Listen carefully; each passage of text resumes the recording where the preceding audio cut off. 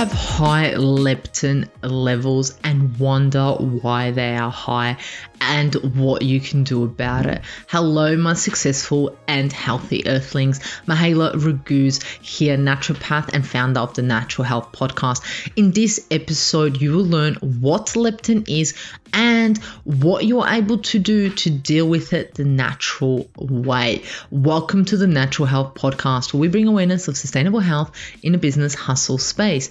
Natural Health Podcast is perfect for the high-performing, business-minded individuals who want to work with their biochemistry to achieve success and optimal health. It's Wednesday, which means it's time for What Would I Do? In today's episode of the Natural Health Podcast, we discuss this week's question. All questions are kept confidential. I read them and answer them as if it was me, hence what's called What Would I Do? The information provided is not to be taken as advice and is solely for information purposes only. I'm not here to cure, treat, or provide medical advice. I'm here to educate and inform you so you are able to take steps towards optimal health. Please discuss any medical issues with your healthcare professional. All right, now that I've got that started, let's get into the question. Question is, I recently had a few blood tests done and I seem to have high leptin levels. I also have Hashimoto's, Lyme disease with co-infections and have been unable to shed any weight. Can you please explain why my leptin levels are high and how I'm able to drop my weight? Okay, let's first look into leptin because not a lot of individuals actually know what leptin is, okay? So leptin essentially helps us regulate our body weight. How does it do this? Well, it's actually known as our satiety, but also our starvation hormone. Back in 1994, which is not that long ago, the scientists first discovered leptin after researchers have focused on hormones that affect body weight and calorie intake because they were looking for that secret little supplement that we can take to never gain fat again. So that was recently 1994, so not that long ago. Essentially, if you look it up in the dictionary, leptin is a peptide hormone that is produced by fat cells that plays a role in body weight regulation by acting on the hypothalamus to suppress appetite and burn fat stores in adipose tissue. So essentially what that's saying is that leptin is actually produced by your fat cells. So the more fat cells you have, the more leptin you will make. It's also found in small amounts in the brain, the hypothalamus pituitary, the stomach, the intestine, skeletal muscles, breast tissue, cartilage, bone cells, placenta, and immune cells. And also females have a lot more leptin than males do. It's essentially supposed to tell your brain that when you have enough fat stored, that's okay. We don't need to eat anymore, right? It essentially gets carried into the bloodstream, into your brain, where it sends a signal to the hypothalamus, the part that controls when and how much you eat, okay? So essentially it's supposed to help us from starving or overeating, but this has an issue on some individuals where it's a bit out of whack in a sense, right? So essentially, if you have high levels of leptin, tell your brain that you have plenty of fat stored, while low levels of leptin tell your brain that fat stores are low and that you need to eat. So when leptin actually goes down, this leads to hunger, increased appetite, reduced motivation to exercise, and decreased number of calories burnt at rest, okay? But when your leptin goes up, it means that you're full and you're supposed to have less appetite, right? So which is why leptin levels usually increase when someone gains more fat and decrease when someone loses weight, right?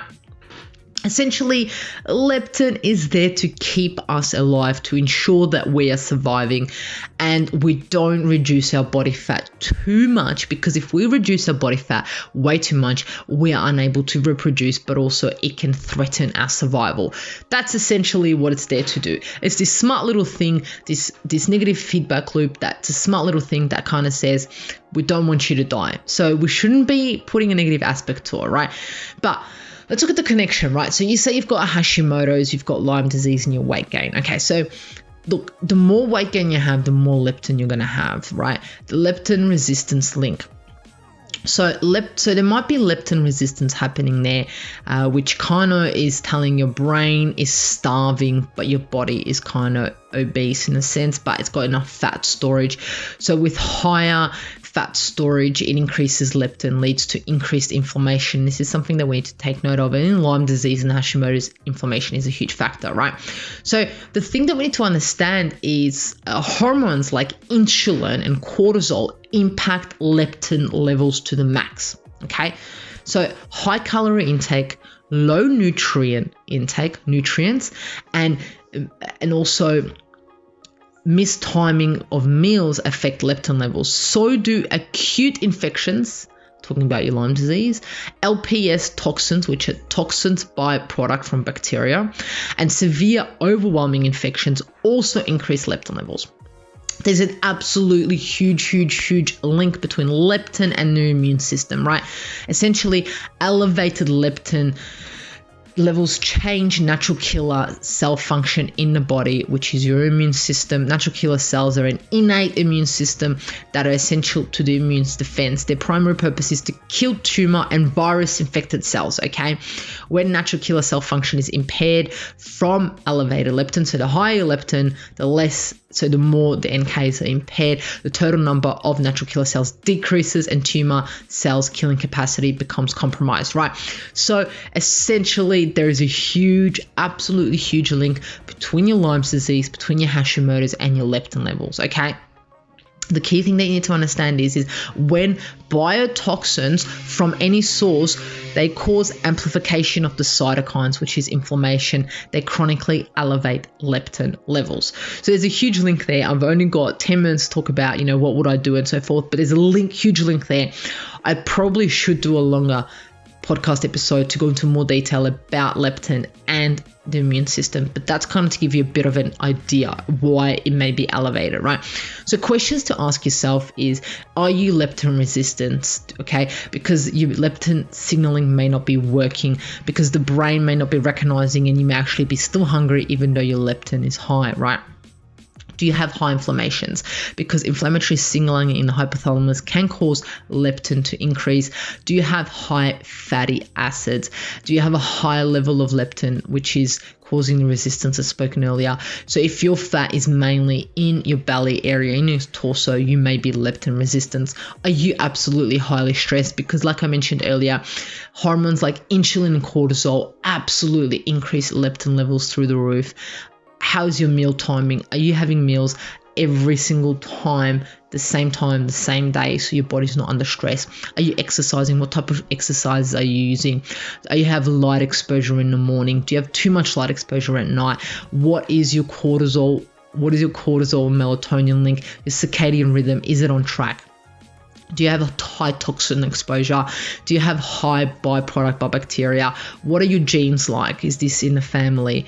What's your gut health like? Your medical history? So many questions to ask yourself, right? Before we even go into losing weight, okay? So what would I do to ensure that I control my leptin levels and have potentially balanced weight on my body that my body works best at, right? The key is meal timing. What do I mean by that? I mean having breakfast, lunch, and dinner at the same time every single day. I know it sounds very robotic, but this is where your body is you're allowing your body not to go into stress mode, right? Because it knows when food is coming. We are cyclic beings. We work through cycles day and night and so forth, the moon and the sun. We need to work with the cycles with our food, right? So 3 meals and absolutely no snacking. There's no need to snack if those meals are filled with the right nutrients and the right macro and micronutrients to keep us full. So leaving 4 hours between those meals. For example, if you're eating at 9 o'clock, you eat 9, 1, 5. And that's it, okay? Need to ensure that our sleep is on point, because the melatonin is going to help with the anti-inflammatory effect. The melatonin needs to rise at night. We need to reduce our inflammation, to reduce the leptin levels and allow us to lose the weight that's no longer needed on us. We're using green tea, berries, curcumin, and so forth. Exercise to suit our body, not to stress ourselves out too much. We need a balanced diet with enough protein, fat, good healthy carbohydrates. There's micronutrients, minerals, vitamins that are necessary.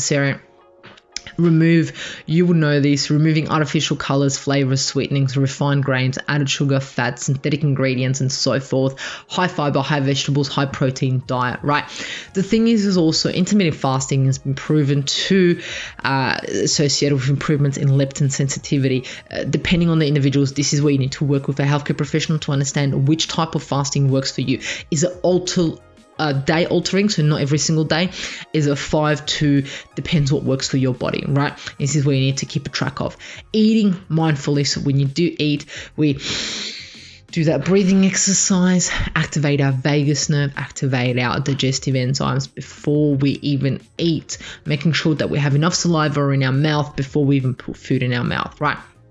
Using stress reducing strategies to reduce our stress, to reduce our cortisol, which will reduce our leptin levels.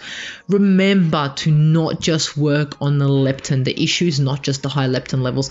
From what you've said, it's an overall whole body issue. It's not just the leptin. Leptin's just a piece of the puzzle that has been increased due to like I mentioned earlier, the bacteria, the biotoxins, and so forth, the immune system, the stress, insulin, cortisol, and so forth, right? So there you have it. I hope this sheds some light to your question. Anyone who may have a similar issue, if you have any questions, please feel free to contact me at mihaela.raguz on Instagram, and I'll be in touch with you and hopefully be able to answer your question on the Natural Health Podcast. And remember, the missing link between failure and success is your health.